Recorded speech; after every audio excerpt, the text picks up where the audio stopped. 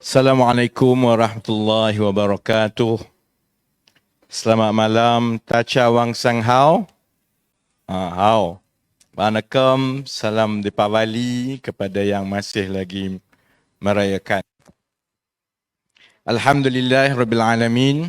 Wassalatu wassalamu ala asyrafil anbiya wal mursalin wa ala alihi wa sahbihi ajma'in. Rabbi shrahli sadri wa yassirli amri wahlul 'uqdatam min lisani yafqahu qawli. Saudara pengacara, sahabat-sahabat yang telah berucap, saudara-saudari, adik kakak yang hadir pada malam ini. Alhamdulillah cuaca sangat baik sebab satu hari di Lembah Kelang hujan dan saya daripada Karak Bentong tadi pun hujan. Tapi Alhamdulillah, kalau cuaca macam ni, insya-Allah saya ingat Saifuddin Abdullah kena bungkus pindah kawasan lain lah.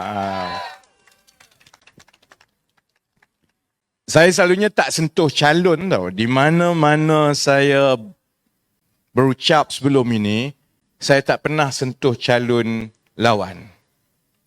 Tapi sebab Saifuddin Abdullah ni istimewa, sebab saya yang bawa dia masuk parti. Jadi ada cerita dia. Jadi malam ni saya nak mula dengan cerita pasal Saifuddin Dollar dulu. Saya kenal Saifuddin Abdullah ni masa saya tingkatan 3. Sebab kami pergi sekolah yang sama lah. Dan saya ingat dia daripada saya kecil lagi. Dia ni memang jenis kaki curi ayam. Nak main bola sepak curi ayam. Dia dulu pernah menang bahas Piala Perdana Menteri zaman dulu lah. Zaman tahun 1980 masa dia tingkatan 6. So dia pernah menang bahas Piala Perdana Menteri. Masa saya tingkatan 3 tahun 92. Dia menang tahun 1980. Saya 1992 mula mewakili sekolah sampai masuk pertandingan akhir bahas Piala Perdana Menteri. Watak Saifuddin Abdullah ni dah. Dia tak pernah ada sebelum itu, tak pernah tolong. Aku pun tak kenal sangat. Tapi dekat-dekat kita orang nak masuk pertandingan akhir tu, dia datang. Duduk 2-3 jam. Kot-kot lah, saya tingkatan 3 masa tu. Kot-kot lah, konon orang hebat. Masa tu dia Presiden Majlis Belia Malaysia. Kot-kot lah nak beli aku KFC ke. Beli rojak kedai mamak sikit lah. Bila kami menang lepas itu, dan dia boleh mengaku lah, ini budak aku ni. Sebab aku tolonglah dia menang dulu bahas. Itu yang saya kenal Saifuddin Abdullah. Kemudian masa zaman Pak Lah, masa itu dia belum lagi boleh bertanding sebagai ahli Parlimen Temerloh.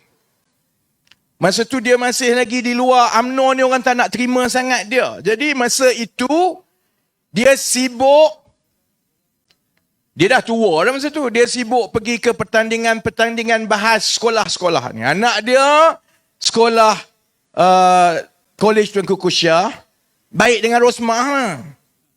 Jadi saya masa tu memang jurulatih bahas. Saya tolong budak-budak sekolah sebenarnya kan. Masa tu pun dia mula baik balik lah. Sama juga. Tahun 2004, 2005, 2006 tu, antara orang yang paling banyak dia kutuk siapa dia tahu? Khairi Jamaluddin.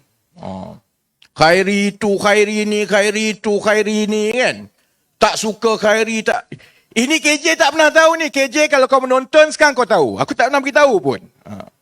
Masa itu Saifuddin Abdullah ni cukup tak suka dengan Khairi Jamaluddin. Tiba-tiba 2008 dia jadi calon. Ahli Perdana Menteri kan. Dia jadi calon. Lepas tu jadi BFF, best friend forever dengan Khairi Jamaluddin. Saya tak ada dalam politik masa tu. Saya kenal dia macam tu. Saya kata, apa jenis manusia lah ni. Sekejap kau kata Khairi ni teruk. Bila dah mentang-mentang sama-sama menang, masa tu dia terus jadi timbalan menteri, Pak Lah lantik dia. Terus jadi Khairi paling bagus ni. Dia masa depan negara kita. Masa tu saya belum kembali 10 masa ke PKR. Saya orang korporat masa tu. Saya kata, apalah Saifuddin Dollah ni. Sekejap macam ini, sekejap macam itu. Kemudian dia kalah 2013 kan. Dia kalah 2013, dia kalah di Temeloh. Terpelanting daripada UMNO. Orang UMNO Temeloh pun tak nak dia sebenarnya. Terpelanting daripada Temeloh, dia pun tahu kalau dia kekal dalam UMNO, dia memang takkan dapat tempat dah. Sebab saya faham perasaan UMNO macam tu. Sebab dia UMNO masa itu, UMNO rasa engkau ni dah lah tak ada sokongan dekat bawah di kalangan anggota UMNO dekat Temeloh. Kamu dapat kerusi bertanding sampai jadi ahli parlimen Temeloh atas dukungan UMNO. Tapi bila kamu dah jadi ahli parlimen UMNO, kamu nak jadi popular, kamu duk tembak UMNO tiap-tiap hari. Jadi walaupun masa itu ramai orang luar lah rakyat kata, bagus Saifuddin Abdullah ni. Sebab dia berani bercakap. Saya kata susah kalau ada orang parti macam ni. Kamu naik sebab parti, tapi bila keluar dah jadi wakil rakyat, kamu penting diri, kamu fikir pasal diri kamu, kamu tembak parti kamu, asal kamu rasa kamu popular. Jadi bila dia kalah 2013, memang UMNO kerat lah. Bab itu, saya bodoh ada juga, bendol ada jugalah. Dia memang kenal saya daripada saya kecil lagi kan. Jadi, masa itu saya Setiausaha Agong dan juga naik Presiden Keadilan masa tu. Jadi dia pun dah tak ada kerjaya politik. Masa tu dia mula rapat balik lah. Berjinak-jinak kan. Jadi di mata rakyat biasa ni, Saifuddin Abdullah ni bagus sebab dia berjiwa reformis dalam UMNO. Saya daripada awal kata kalau dia berjiwa reformis dalam UMNO, dia keluar tahun 1999. Bukannya mula berjinak dengan pakatan masa itu lepas kalah Temeloh. Tapi tak apa. Kebetulan pula kita tubuhkan Pakatan Harapan tahun 2016. Bukan 2016, 2015. Kita tubuhkan Pakatan Harapan September 2015. Jadi kalau nak ambil Setiausaha Agong ataupun dalam pakatan kita tak panggil Setiausaha Agong, kita panggil Ketua Setiausaha. Kalau nak ambil seorang calon daripada PKR, nanti apa kata DAP dengan Amanah? Kalau nak ambil daripada DAP, PKR pun tak setuju, Amanah pun tak setuju. Akhirnya keputusan kita ambil seorang yang kita nampak neutral daripada luar. Nizam duk tengok aku sebab aku tak pernah cerita. Kali pertama seumur hidup cerita macam mana Saifuddin Abdullah masuk parti PKR.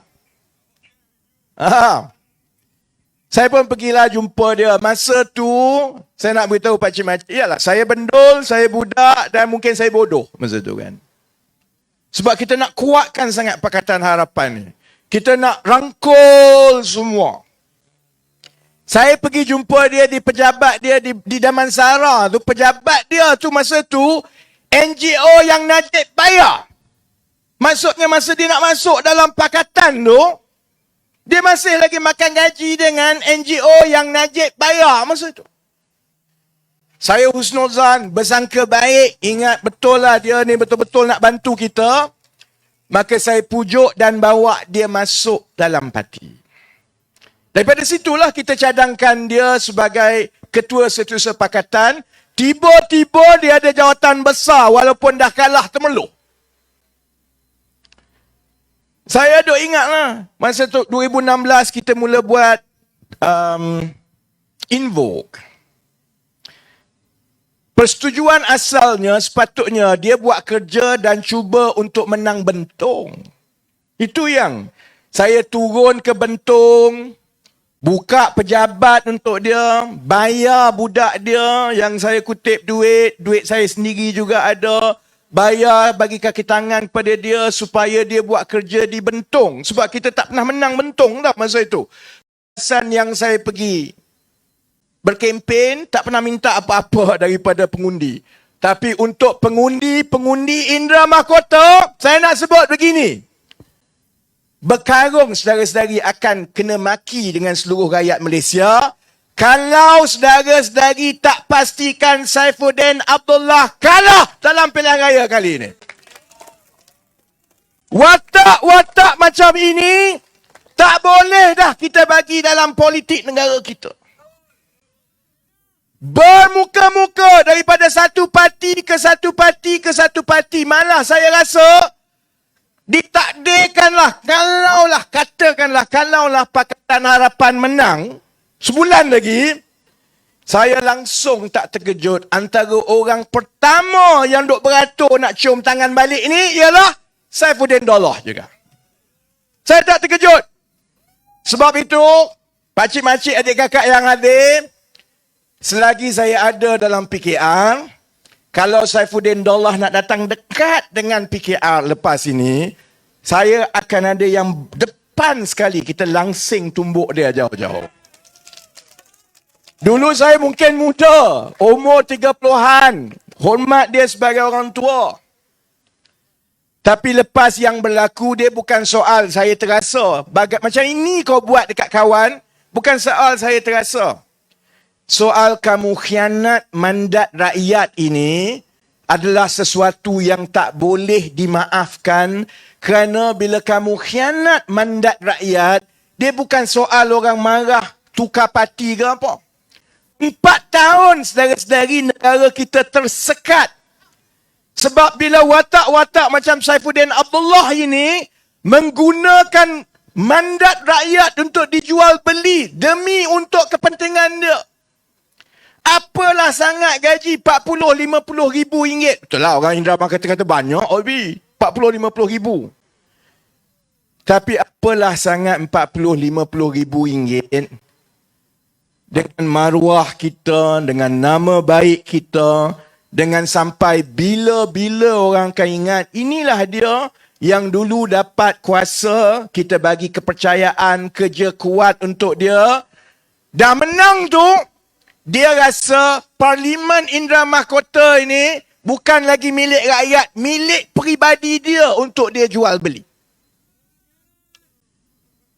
Saya mula dengan soal Saifuddin Abdullah ni bukan soal nak pukul dia lah. Saya kena sebut sebab saya main peranan bawa dia masuk dalam parti. Saya juga nak minta maaf jugalah dengan orang-orang Indra Mahkota. Tapi bukan saya yang letak dia kat sini lah. Saya memang tak terlibat langsung letak dia kat sini. Dia kona kat mana, sedar-sedar dia sampai ke Indra Mahkota. Saya sebut soal Saifuddin Abdullah kerana watak-watak macam inilah yang menyebabkan negara kita makin parah sejak 2018. Walaupun rakyat semua dah buat keputusan yang betul, kita nak tukar kerajaan, supaya bila kita tukar kerajaan, kita ada permulaan yang baru. Supaya kita boleh ubah balik segala masalah yang ada, supaya kita boleh selesaikan masalah-masalah yang UMNO dah tinggalkan 60 tahun ini, dengan pendekatan baru, dengan iltizam baru, dengan pendekatan yang lebih mementingkan rakyat berbanding dengan cara UMNO Barisan Nasional. Peluang itu, saudara-saudari, kita hanya dapat satu kali dalam 60 tahun. Kalau tidak kerana watak-watak seperti Saifuddin Abdullah dan watak-watak pimpinan beberapa parti lain, termasuklah yang PAS, termasuklah yang Bersatu. Kalau tidak kerana watak-watak macam ini, hari ini saudara-saudari lepas 4 tahun, insya-Allah ada beberapa masalah yang sebelum ini kita tak boleh selesaikan. Insya-Allah kita dah ke depan sedikit. Sebab itu saya pelik bila UMNO kata dia nak masuk pilihan raya ini, UMNO jual kalau undi Barisan Nasional, maka negara akan menjadi stabil. UMNO tak ada kempen lain lah. Kempen dia hanya 2 saja. Satu kempen, undi Pakatan Harapan, China India ambil alih negara. Perdana Menteri depan ni kalau menang. Yang China, yang India, menteri.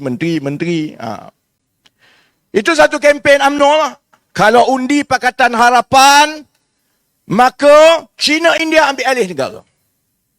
Satu lagi kempen UMNO Barisan Nasional, kalau tak nak kerajaan bertukar ganti kononnya sampai ada 3 Perdana Menteri dalam satu penggal, Undi UMNO Barisan Nasional, kerana kononnya UMNO Barisan Nasional ni akan stabil. Satu Perdana Menteri kekal sampai ke habis satu penggal.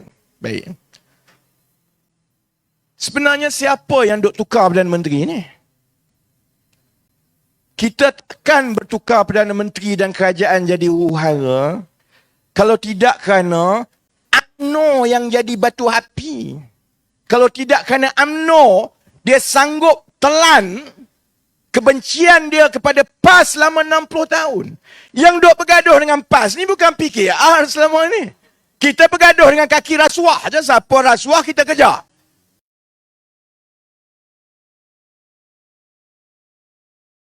Lagi ini PAS. PAS yang UMNO benci, UMNO yang PAS benci.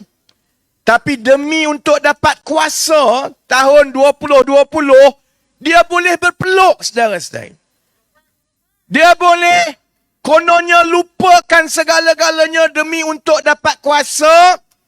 Dan sebab demi untuk dapat kuasa itulah negara jadi kucak-kacir sejak tahun 2020. Kemudian kita tengok pula Bersatu. Yang marah dekat Bersatu ni bukan PKR. Kita marah dekat geng-geng yang sakau duit je. Kalau dalam parti sakau duit pun kita marah, luar parti pun kita marah. Yang marah kepada Bersatu ni UMNO. Sebab Bersatu parti sepehan UMNO. UMNO merasakan Bersatulah yang menyebabkan UMNO kalah 2018. Perpecahan dalaman UMNO menyebabkan wujudnya Bersatu. Bila Bersatu ada, maka sebab itulah UMNO kalah. Dendam tu besar. Dan Bersatu pula bila dia menang tahun 2018, orang duk sibuk fikir pasal gaji rakyat, pasal PTPTN, pasal menstabilkan harga minyak, harga barang. Bersatu sibuk pasal apa? Bersatu sibuk pasal macam mana kita nak mampuskan UMNO supaya Bersatu ganti UMNO. Sebab tu kalau orang tanya saya, kenapa lepas menang saya kata ikut suka korang lah, aku tak berminat. Saya kempen Satu Malaysia atas truk. Bukan truk ni lah, truk yang lagi buruk dulu lah. Satu Malaysia saya kempen lebih 2 tahun. Bukan sebab saya nak tengok dia orang bergaduh siapa jadi menteri. Saya tak nak pun. Saya datang ni pakai track bottom macam ni lah. Tak minat aku kerja-kerja menteri kena pakai suit kot. Saya dah puas pakai kot ni masa duduk kat London. Puas dah. Orang macam kami berkempen supaya kita dapat tengok tahun 2018 dahulu, kuasa dikembalikan kepada rakyat. Supaya rakyat tahu, tak ada satu pun mana-mana parti politik dalam dunia ini, hatta PKR sekalipun, kalau kuasa itu diberikan tak putus-putus sampai 60 tahun, tak ada parti yang baik, saudara-saudara. Sebab macam Mak Saleh kata, power corrupts, absolute power corrupts absolutely. Kalau dia dah tiap-tiap tahun jadi menteri, dia tak ingat dah orang kat bawah ni. Dia tak ingat dah sebenarnya yang angkat dan bagi mandat kepada dia ialah rakyat. Sebab itu 60 tahun masalah tak selesai. Jadi saya mati-matian kempen dulu. Bukan sebab nak tengok orang tu jadi menteri, orang ni jadi hebat. Saya nak tengok rakyat ajar orang politik. Supaya orang politik, termasuklah saya sendiri, faham bahawa kalau kamu buat dajal, kamu kena. Supaya negara kita, rakyat tahu, kalau kita lantik kerajaan, kita minta dia laksanakan beberapa perkara, kamu gagal lepas 5 tahun, kita tukar. Tukar lagi. Hanya dengan tukar, barulah ahli politik tahu, kamu jadi menteri itu makan gaji dengan rakyat, buat kerja baik-baik sikit. Kalau kamu tak jaga, kamu kena buang. Kamu tak jaga, kamu kena buang. Malangnya tahun 2018, Pakatan Harapan menang, ada Bersatu, ada Saifuddin Dollah, ada Azmin Ali. Dia tak fikir pasal semua ni. Dia fikir, aku nak jadi menteri. Zuraida. Yang korang sayang saya Zuraida ni pasal? Aku tak sebut pun dia kena ingatkan Zuraida juga. Dia dok fikir dia nak jadi menteri. Kalau Azmin dia nak fikir, Kalau Anwar sempat jadi Perdana Menteri, sampai sudah dia tak jadi Perdana Menteri. Jadi baik aku tikam dulu. Apa jenis manusia ni? Kalau Saifuddin Dollah dia fikir, kalau Anwar jadi Perdana Menteri, PKR jadi jadi kerajaan yang parti yang besar dalam kerajaan Pakatan Harapan, dia tak ada peluang. Sebab masa itu semua orang dah tahu jenis manusia apa Saifuddin Dollah. Jadi dia buat apa? Dia berkumpul dengan Haji Hadi, dia berkumpul dengan Muhyiddin, dia berkumpul dengan Mahathir.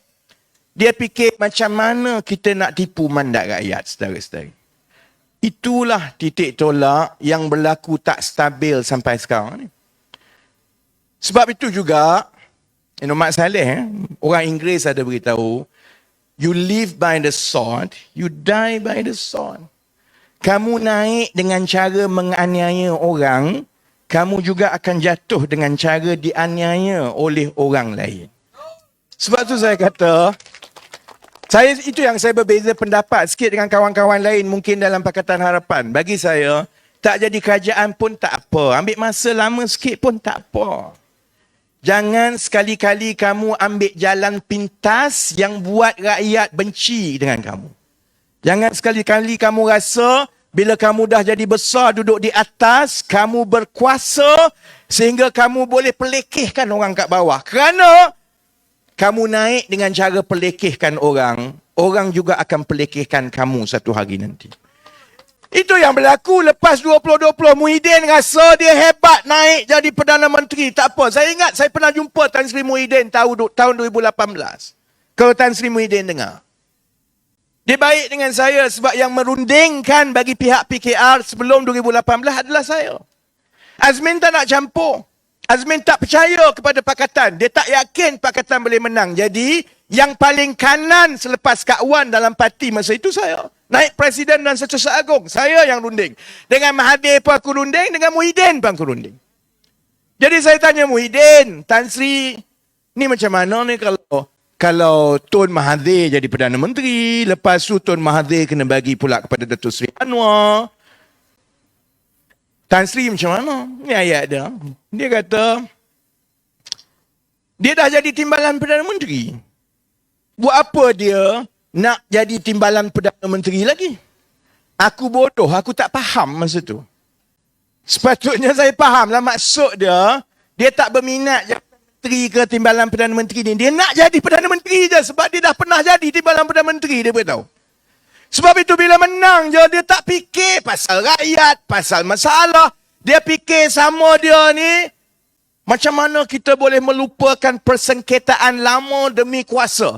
Jadi UMNO, dia cucuk lah. 2020 dia cucuk. Mahathir jatuh, naik Muhyiddin. Muhyiddin pun rasa hebat. Dalam Muhyiddin rasa hebat tu, dia cucuk lagi. PAS cucuk, yang ni cucuk. PAS duk tengok ni macam mana ni. Bersatu lemah. Dia bergantung kepada aku. Kalau aku masuk UMNO, UMNO ni mungkin lebih kuat. Jadi susah nak minta kursi banyak. Susah nak jadi kingmaker. Jadi, dia ingat ni strategi ni. Lebih baik kita bergabung dengan Bersatu. Sebab Bersatu lemah. Maka PAS boleh kawal semuanya dalam Perikatan Nasional. Itu perlu tak dia. Jadi bila Muhyiddin naik, yang itu minta yang ini, yang itu minta, Najib minta yang itu, Zahid minta yang itu, tak timbul dah soal rakyat saudara-saudari. Akhirnya, tak sampai 1 tahun 8 bulan. Muhyiddin pun tak kena. UMNO pun suka hati, bawa jatuh Muhyiddin. Naik Ismail Sabri, orang Pahang. Tapi dia lagi baik lah, saya cakap. Saya susah nak cakap banyak pasal Ismail Sabri ni sebab muka dia blur. Muka dia je, dia nampak baik sebab nampak dia tak faham. Dia tak faham nampak kan. Jadi tak banyaklah saya komen pasal dia. Cuma kesian kat dia. Orang baik macam Ismail Sabri tu pun yang sepatutnya kita nak buat ceramah pun susah pasal Ismail Sabri ni dah sebab dia blur je kan. Yang itu pun UMNO, dia dah tikam Bersatu dulu, Muhyiddin dah jatuh. Naik orang dia, Ismail Sabri, pun dia tikam juga. Dia tikam. Dan naik Ismail Sabri, Najib dengan Zahid pula tak puas hati. Kona sini, lama-lama, Kesian Kak Ismail Sabri, bagi je lah dia habiskan satu penggal sampai ke akhir bulan 5, 2023. Apa nak payah sangat? 6 bulan je lagi. Oh dah. Dia tekan. Saya wartawan duk tanya, agaknya YB macam mana ni? Adakah Datuk Seri Ismail Sabri akan tunduk dengan tekanan daripada Zaid Hamidi? Saya kata Zaid Hamidi tu tak ada apa bakal banduan. Yang ada kuasa semuanya ialah Ismail Sabri. Dia Perdana Menteri, dia kawal semua, dia kuasa membubar, dia nak takut apa? Saya kata kalau saya lah jadi Ismail Sabri, tak heran yang bising-bising, tak ada isu lah. Masalahnya dia blur. Jadi bila Zaid duk tekan tu, saya rasa kalau orang lain lah jadi Ismail Sabri dan jadi Perdana Menteri, parlimen kita ni tak dibubarkan awal. Tak. Mesti dia kata, ikut suka aku lah, aku Perdana Menteri. UMNO pula, ini parti yang ikut siapa bagi makanan, siapa bagi hadiah. Yang boleh bagi makanan dan hadiah, Perdana Menteri, projek, wang, peruntukan.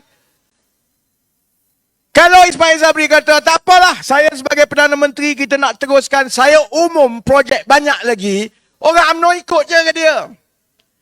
Tapi macam saya kata tadi, you live by the sword, you die by the sword. Kamu naik dengan menganiaya orang, rampas mandat, akhirnya orang parti kamu sendiri yang tikam kamu dan bawa kamu turun. Jadi saudara-saudari, sebab itu kita ada kat sini malam ini. Bukan kehendak kita, bukan pilihan kita, orang tengah nak banjir, malam-malam, salah satu sebab saya pakai topi ni, satu sebab botak. Satu lagi sebab hujan tiap-tiap malam, demam kau tidak. Bukan pilihan kita, pilihan raya ini. Tapi sebab rakusnya yang dalam UMNO, yang dalam PAS, yang dalam Bersatu, demi untuk satu jawatan menteri. 5 tahun je pun jadi menteri. Lepas tu kau nak buat apa lagi? Sebab itu saya nak jawab, kalau UMNO Barisan Nasional sekarang berkempen, kata, undi UMNO Barisan Nasional akan dapat kestabilan dalam negara ini. Kalau kita percaya, kita yang blur, bukan Ismail Sabri lagi. Kita yang bodoh. Sebab kita tahu sebenarnya, kalau UMNO Barisan Nasional bentuk kerajaan lepas PRU kali ini, pertama, UMNO Barisan Nasional tidak akan ada majoriti yang cukup untuk membentuk kerajaan sendiri. Oh betul, tak tipu betul. Setakat ini tidak ada tanda-tanda UMNO Barisan Nasional akan bentuk kerajaan sendiri. Dia sembang kencang lah macam dia akan dapat 120 kursi, bohong. Kalau dia dapat 60 pun cukup baik. Tanda-tanda sekarang UMNO paling hebat 60 kursi macam tu. 65 kursi. Jadi dia nak bentuk kerajaan, MCA adalah 3 kot. MIC adalah 2. Kuantan ni bila kali terakhir MCA jadi wakil rakyat, aku pun tak ingat dah, lama sangat dah.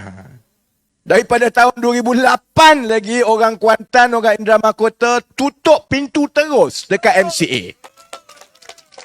Jadi UMNO paling banyak pun 60 lebih. MCA mungkin 2-3. MIC 1-2. Tak cukup 70. Dia perlukan 45 lagi. Dia nak sakau mana 45? Masa itu, saudara-saudari, Haji Hadi akan dapat bukan 1, bukan 2, malah 3 jawatan penasihat yang dia tak payah masuk pejabat.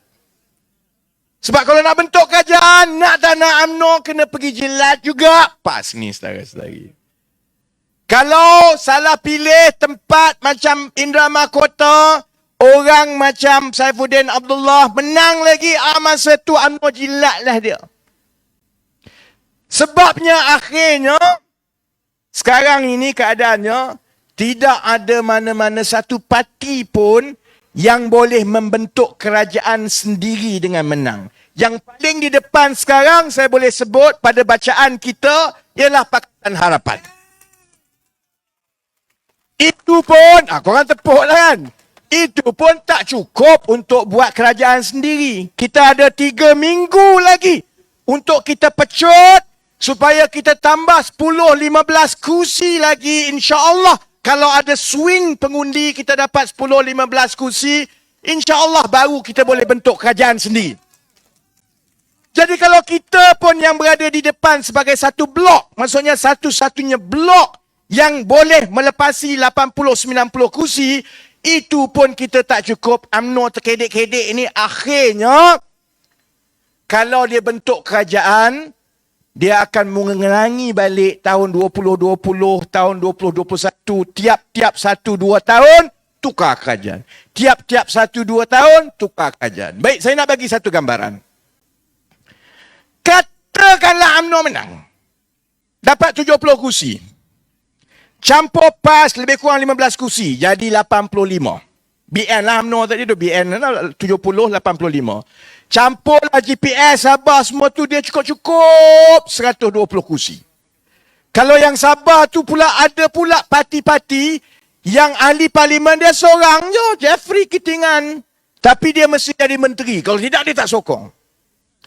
Ahli parlimen dia seorang je, Anthony Kurup, tapi mesti jadi menteri. Kalau tidak, tak cukup angka, tak boleh bentuk kerajaan. Kalau dia ada macam-macam ini yang dia bentuk kerajaan, yang macam ada sekarang ni dah. Kalau tak boleh bagi orang ni dia nak tu, tak boleh bagi orang ni dia nak tiap-tiap 7-8 bulan, kita bertukar kerajaan lagi. Itu tak campur lagi yang dalam UMNO antara Ismail Sabri dengan Zahid. Siapa kata kalau UMNO menang, confirm Ismail Sabri akan jadi Perdana Menteri? Kotlah orang Pahang kata kami nak orang Pahang jadi Perdana Menteri. Manalah tahu. Siapa kata kalau masa Ismail Sabri jadi Perdana Menteri, kuasa dia ada segala-galanya dengan dia, dia boleh kawal, dia boleh bubar ikut suka dia. Dia blur, dia pergi bubar juga ikut Kak Zahid. Bila dah dia tak jadi Perdana Menteri, saudara-saudara ingat, Zahid cantik je Ismail Sabri ni. Silap-silap hari satu Malaysia kena scam. Ingat Ismail Sabri jadi Perdana Menteri, dapat anak Zahid Hamidi. Mampus korang. Sekarang korang gelak. Siapa pernah terfikir sebelum ini Ismail Sabri jadi Perdana Menteri? Tak pernah terfikir. Saya kat parlimen dulu tengok dia. Saya nak garang dengan dia pun tak sampai hati. Dia ni macam lemah je sepanjang masa. Jadi kalau dia berucap tu, biarlah dia berucap. Siapa sangka Ismail Sabri akan jadi Perdana Menteri? Jadi kalau saya kata sekarang, kot-kot lah anak Zahid Hamidi jadi Perdana Menteri. Korang gelak sekarang kalau jadi padan muka. Sebab itu saya kata, kalau UMNO Barisan Nasional nak jual kepada rakyat, kononnya, kalau dia menang kali ini, dia akan bawa kestabilan kepada negara. Kita dah kena 30 bulan, saudara-saudara. UMNO duk kata, PH 22 bulan, kena tipu. Tak buat manifesto, tak buat janji. Dia lupa. Kita memang 22 bulan je lepas kena aniaya dengan geng-geng macam Saifuddin Dollah ni. Dia tak sebut yang 60 tahun sebenarnya dia longgokkan masalah kepada kita untuk diselesaikan dalam 22 bulan. Tambah pula dalam 22 bulan itu bukan PH yang sebenar. Ada juga geng-geng macam Saifuddin Dollah. Itu macam menteri yang daripada Melaka kereta terbang dulu. Dia nak buat kereta terbang, bersatu yang nak buat kereta terbang, pakatan yang kena maki. Perdana Menteri daripada bersatu. Orang duk sibuk pasal manifesto untuk kita bantu rakyat. Dia duk sibuk macam mana aku nak mampuskan UMNO ni supaya bersatu, ganti UMNO. Nama dia Rizwan lah. Padan muka, tak jadi menteri sekarang. Jadi sebab itu saya kata, kalau UMNO kata, dah serik dah 22 bulan Pakatan Harapan. Dia tak sedar. Dia dah jadi kerajaan mula dengan PN, kemudian kerajaan keluarga. Anak beranak kerajaan. Ada ke letak nama kerajaan? Kerajaan anak beranak. Dah lah orang tahu UMNO ni dia ambil duit anak beranak semua. Ikut suka dia pergi letak banyak-banyak nama dia boleh pilih. dia pilih nama kerajaan keluarga. Maksudnya kerajaan anak beranak dia. 30 bulan. Apa yang kita dapat? Harga telur pun tak boleh kawal. Ayam pun tak ke mana. 2 kali kita kena kurung. 1 kali kena kurung 6-7 bulan. Berapa ramai peniaga-peniaga kecil yang terpaksa tutup kedai. Bila dia tutup kita 2 kali saudara-saudara. Sebab itu saya nak sebut begini. Saya setuju untuk kita laksanakan perubahan dan bantu negara dan selesaikan masalah-masalah. Memang betul kita perlukan kestabilan. Tak ada orang yang tak setuju. Kalau tidak ada kerajaan yang stabil, memang susah kita nak selesaikan masalah. Baru nak buat satu dasar, kena ubah. Baru nak buat satu dasar, kena batal. Kita tak boleh fikir apa yang kita boleh buat untuk 5-10 tahun akan datang kerana kita tak tahu kita akan kekal ke tidak 1-2 tahun. Jadi tak ada masalah. Semua orang setuju untuk kita perbetulkan masalah negara kita. Kita memang perlukan kerajaan yang stabil. Masalah dia, kita juga tahu kalau tengok rekod UMNO Barisan Nasional, tengok rekod PAS dan juga tengok rekod Bersatu, kita tahu kerajaan ini, parti-parti ini tidak akan berjaya bagi gabungan yang stabil kepada kita. Oh, hujan betul lah. Siapa yang sebut nama Pak Wan tadi? Lain kali jangan sebut nama Pak Wan kereta terbang. Hujan datang daripada langit. Baik Kita pun nak kena habiskan sebab memang dah start mula hujan. Baik Sebab itu, kalau saudara-saudari pakcik-makcik nak pilih kerajaan yang stabil, apa ciri-ciri kerajaan yang kita rasa kukuh selepas kita telah melalui beberapa siri pengkhianatan yang berlaku dalam 2-3 tahun kebelakang ini? 1, gabungan itu mestilah gabungan yang dilandaskan kepada kebajikan rakyat, bukan kepada kepentingan siapa jadi menteri. Kalau ada gabungan yang nanti bila dia menang dan bergabung, dia sibuk duk agih 5 menteri ke engkau, 3 menteri ke aku, bergaduh untuk siapa jadi Perdana Menteri. Saudara-saudari, kita dah melaluinya dah pun. Kerajaan macam itu tidak akan stabil. Pakatan Harapan mungkin ada kekurangan. Ada benda yang kita tak setuju. Saya pun banyak tak setuju. Saya daripada dulu, apa yang saya rasa tak betul, saya sebut. Tapi paling kurang, saudara-saudari, paling kurang, Pakatan Harapan diikat oleh kemahuan kita bersama untuk kita mendepankan rakyat supaya kita selesaikan masalah-masalah rakyat. Dan rakyat Malaysia cerdik. Rakyat Malaysia tahu bahawa kalaupun saya kepada Pakatan Harapan, kalau mereka lalai, kalau mereka lemau, kalau mereka nampak ni dah goyang, rakyat pukul dulu bagi pengajaran. Dan Pakatan Harapan dah dapat pengajaran di Melaka dan Johor. Kita tahu bahawa kalau tidak tumpukan kepada rakyat, kalau nampak terlalu sibuk soal siapa nak jadi Perdana Menteri, nak ambil alih balik kuasa, rakyat tak suka. Rakyat ajar dekat Melaka, dekat Johor. Sebab itu saudara-saudari, hari ini saudara-saudari tengok, Pakatan Harapan lebih baik daripada 7-8 bulan yang lepas. Soal kuasa, soal berebut, tak ada dah. Soal penting ialah bimbang kalau kita menang ini macam mana kita akan selesaikan masalah rakyat. Jadi yang pertama, tengok apa yang mengikat sesuatu gabungan. Kalau yang mengikatnya itu ialah mendepankan kebajikan rakyat, insya-Allah saudara-saudari, itu lebih stabil daripada gabungan-gabungan yang semata-mata bergantung kepada siapa nak jadi menteri, siapa dapat peruntukan. Yang kedua, kalau nak tengok gabungan itu kekal ataupun tidak, saudara-saudari tengok batang tubuh orang-orang yang memimpin dan memegang bersama gabungan itu.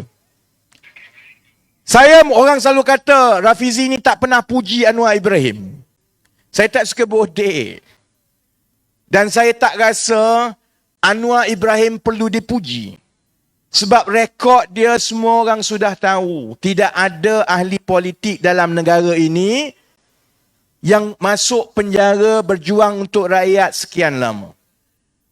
Ada rekod baru ahli politik yang masuk penjara lebih lama daripada Anwar Ibrahim, tapi dia kena penjara sebab dia sakau duit, bukan sebab dia berjuang untuk rakyat. Najib Baskang, pemegang rekod baru, Najib 20 tahun. Tapi dia sakau duit rakyat. Anwar masuk kali pertama berjuang untuk kemiskinan rakyat tahun 1974 dekat Baling. Kemudian kena penjara pula tahun 1998 sampai 2004 sebab bangun lawan rasuah dalam kerajaan. Kemudian 2015 sampai 2018 sebab UMNO Barisan Nasional takut runtuh UMNO Barisan Nasional bila Anwar berjaya pimpin gerakan rakyat melalui pakatan.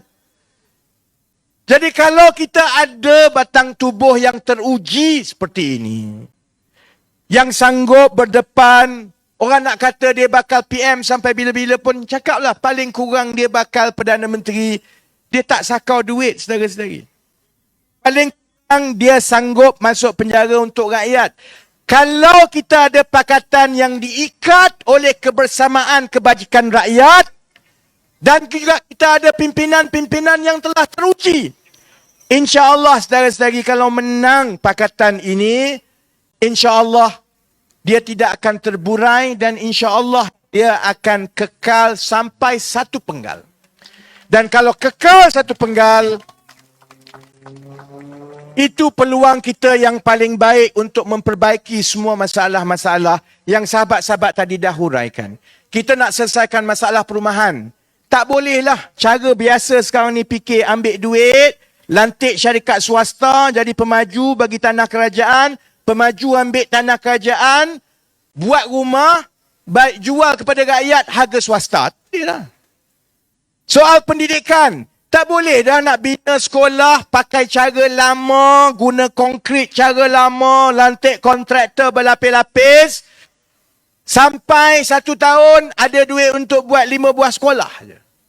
Belanjawan yang terbaru. 5 buah sekolah, 1 tahun. Tak boleh dah sekolah mahal. Maksudnya nak buat sekolah sekarang kena jenis sekolah pasang siap. Untuk kita selesaikan masalah tak cukup guru. Tak boleh dah kita nak ambil pendekatan yang lama. Latih dan latih. Lepas tu guru terpaksa melalui masa yang lama. Kemudian dibebankan pula dengan macam-macam hal pentadbiran. Sampai cikgu tak boleh tidur pukul 2 pagi. Esok nak mengajar ni. Cikgu Natrah ada sini.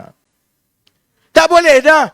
Maksudnya cara sekarang ini orang semua dah guna teknologi, dah guna peranti, dah guna cloud.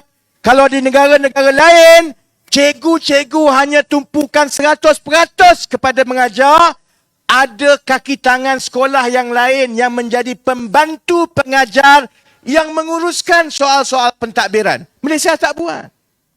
Kalau kita nak buat semua ini satu persatu, maknanya kita perlukan perancangan yang panjang, 5 tahun, 10 tahun.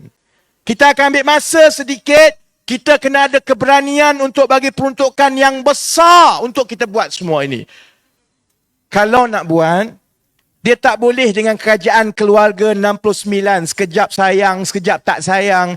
Sekejap Haji Hadi kata itik, sekejap Haji Hadi kata buaya. Aku tak tahu dah apa lagi Haji Hadi kata. Hari ini itik, esok tak apa. Lepas tu pergi bercium mulut juga. So, saya tak faham. Aku jadi confused.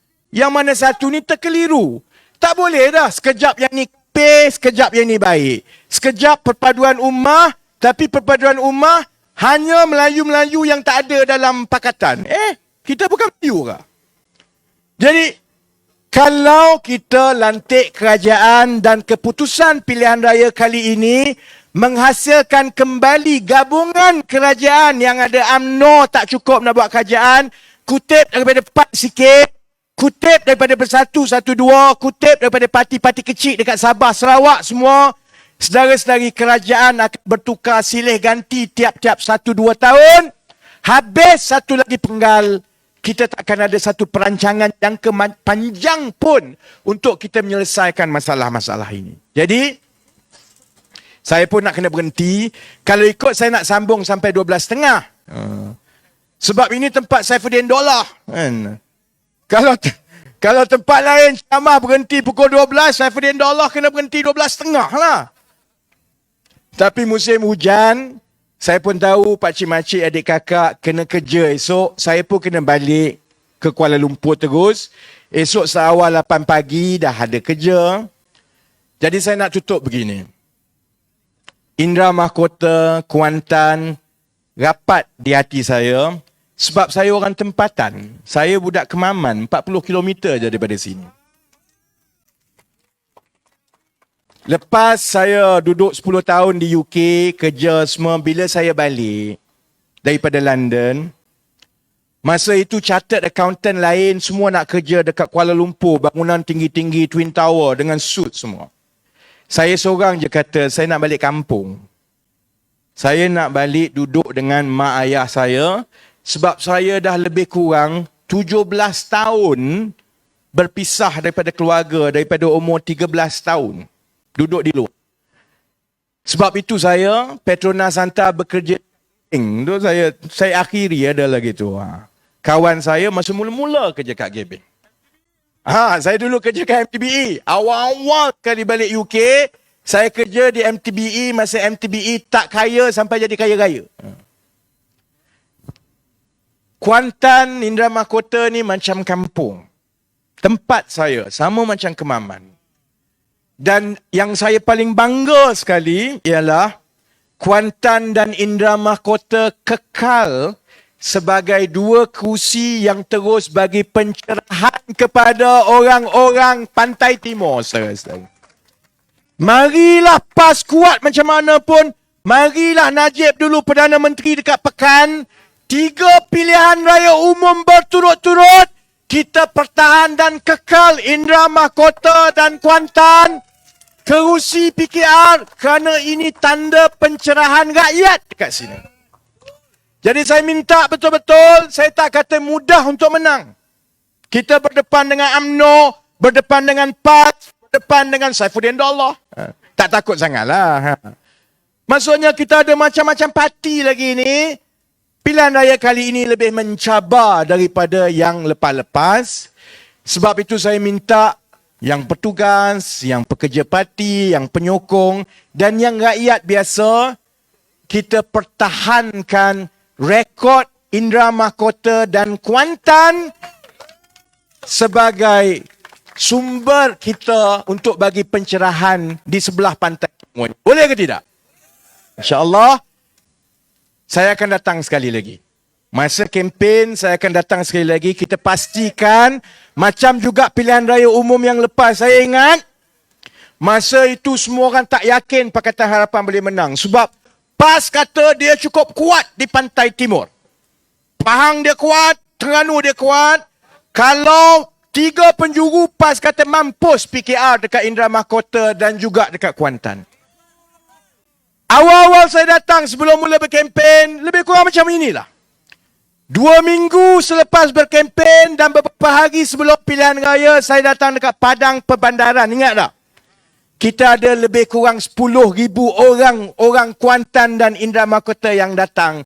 Malam itu kita tahu, insya-Allah kita menang balik Kuantan dan Indera Mahkota. Jadi saya nak minta, kalau saya datang dalam 1 minggu setengah, 2 minggu lagi, kita bawa sampai kita cecah 5,000, 10,000 orang. Boleh ke tidak saya? 2 minggu. 2 minggu kita gerakkan orang Indera Mahkota, orang Kuantan, yang dekat luar Kuantan, yang dekat Kemaman. Kita penuhkan Indera Mahkota dan Kuantan 2 minggu daripada sekarang dengan ribuan rakyat supaya kita boleh tunjukkan orang Indera Mahkota dan Kuantan semua orang cerdik-cerdik. Bukan macam tempat lain. Boleh? Jadi terima kasih banyak-banyak. Kita tutup macam biasa. Saya sebut ayuh, sedari-sedari sambut dengan Malaysia. Boleh? Kalau perlahan-lahan nanti hujan turun lebat. Jadi kalau tak nak bagi hujan turun lebat, kena sebut kuat-kuat. Ya? Okey. Ayuh! Ayuh! Ayuh! Terima kasih orang-orang Kuantan yang dah mahkota. Sese, Nandri, Vanakam, Wabillahi taufiq wal hidayah. Assalamualaikum warahmatullahi wabarakatuh.